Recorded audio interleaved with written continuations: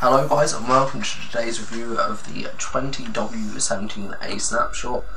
A few new things were added, a few new things were patched, all that good stuff. So without any further ado, let's get right into it.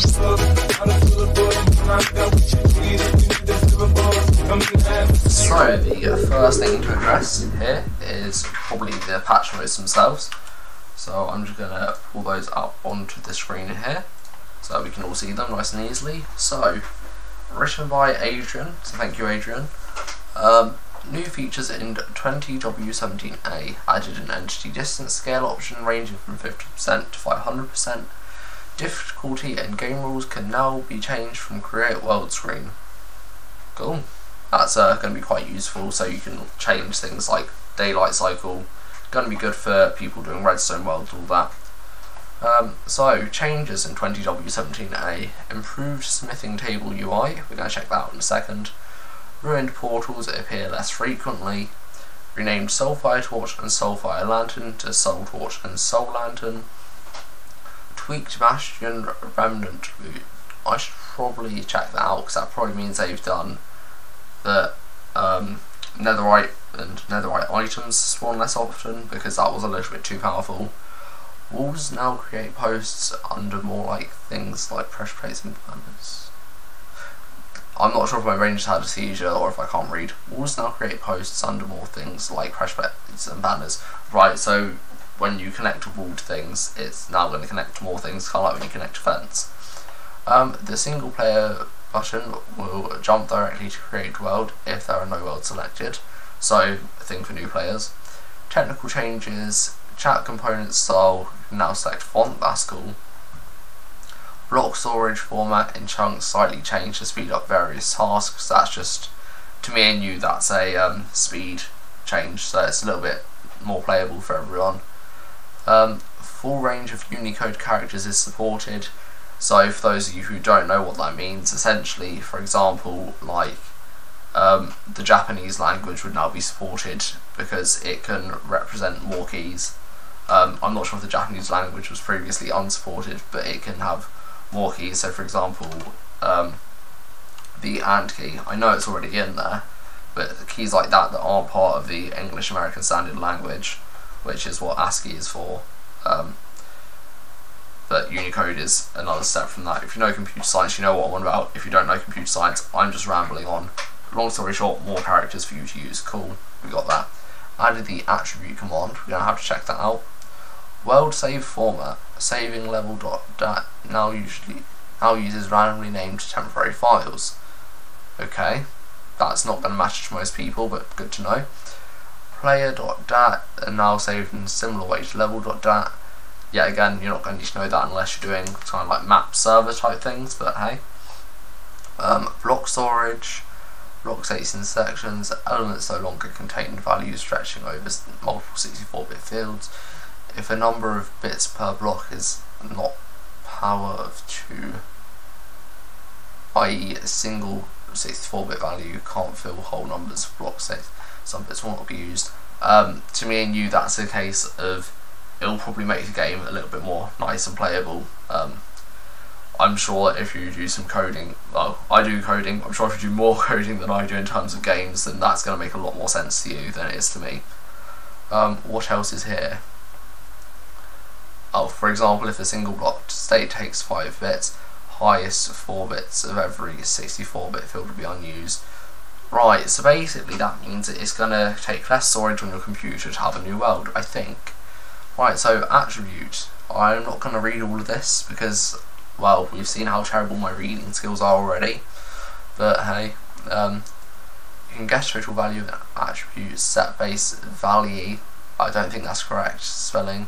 Get base value, I think that's just for blocks and seeing their properties and all that. Chat components, styled the parameter now has parameter contents. I think that's just for when you're chatting and hovering over stuff. Or you can now do color properties, can now contain RGB value prefixed by hashtag.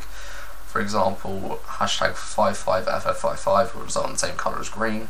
That's cool to know. Chat component styles now uses font property, which resource location for font and resource pack. yeah, if you can't tell, I haven't already gone over this. Fonts and Unicode, all that good stuff now available. That's just how to get the snapshot, and then that's the other stuff. So if we, oh sweet, that just pulls my game straight up. That's actually quite helpful. Right, so I'm going to put that on my other screen so I can still read what is new, because that's kind of important to me.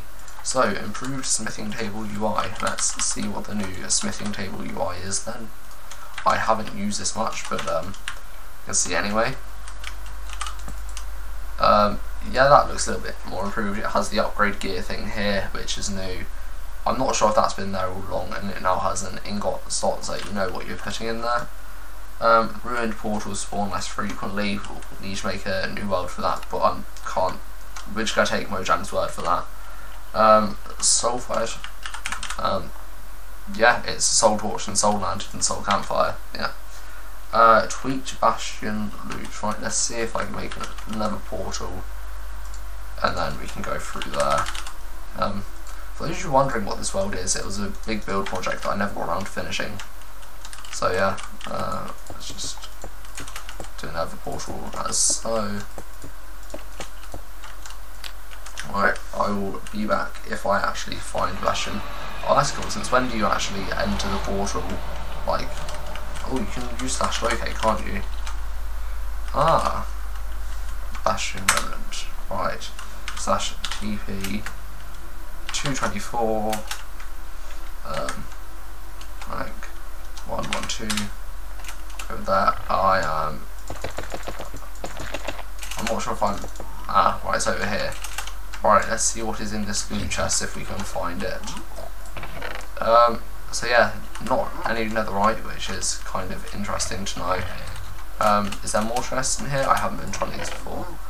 I think they've definitely made netherite a lot like different spawn rates, because you can find some decently easily, usually in these.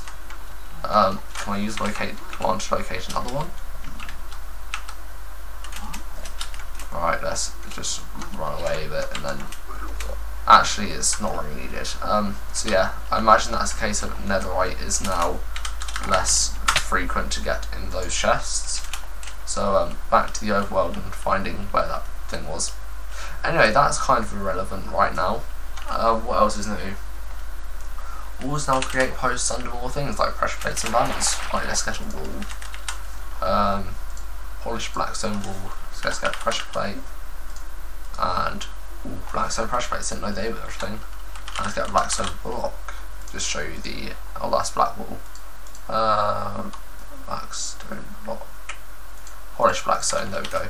So as you see, this is the same as this. I honestly have no real idea what the difference is, to be honest. I have no idea what that means, to be honest. Yeah, that looks nice. Maybe it's something to do with that, I don't know, but anyway, that's a new change. The single player button will jump directly to create world if there are no worlds to select. I'm not deleting my worlds to check this. Can change font, but I don't know how we're meant to do that. Block storage, this all technical changes. Chat components. Well, it says that you can do some prefixy stuff, but I don't know if you actually can. Like, if I'm actually reading that right, but I mean, hey, worth a try, innit? No, okay, that's not how it works. I'm gonna have to learn about how that works, but anyway, that is about all that we can see. There's a lot of bug fixes. I'll link this in the description to this video. But yeah, that's all we appear to have in this new snapshot. So don't forget to like, comment and subscribe, guys, and I'll see you all for the next snapshot. And go and check out my other series if you want to, because they're all good. Bye, guys.